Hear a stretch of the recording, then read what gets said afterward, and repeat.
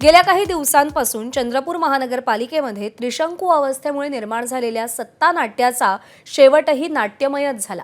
उद्धव ठाकरे यांच्या शिवसेनेनं भाजपला पाठिंबा देत काँग्रेसला मोठा धक्का दिला। आज सकाळीच काँग्रेसचे नेते विजय वडेट्टीवार आणि ठाकरेंच्या शिवसेनेचे जिल्हाध्यक्ष संदीप गिऱ्हे यांची बैठक झाली होती।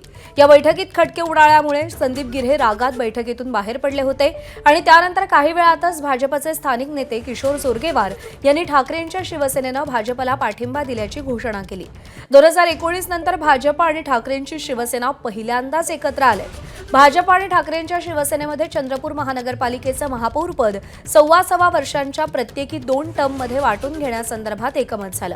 चंद्रपूरमध्ये 66 जागा असून बहुमतासाठी 34 जागा हव्यात।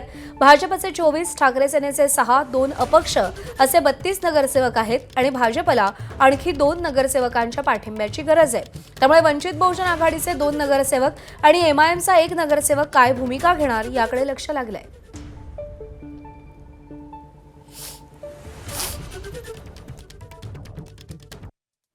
आम्ही उभाटा सोबत युती करतोय आणि उभाटा सोबत युती करत असताना महापौर हा भारतीय जनता पार्टीचा असेल।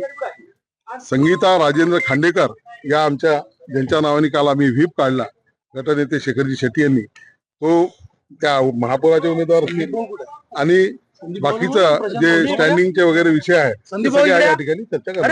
आमच्या सोबत 2 पुन्हा जे हे आहेत संदीप भाऊ आणि हे नंदूभाऊ नागरकर आणि प्रशांतजी दानव हे सुद्धा आमच्या सोबत असतील।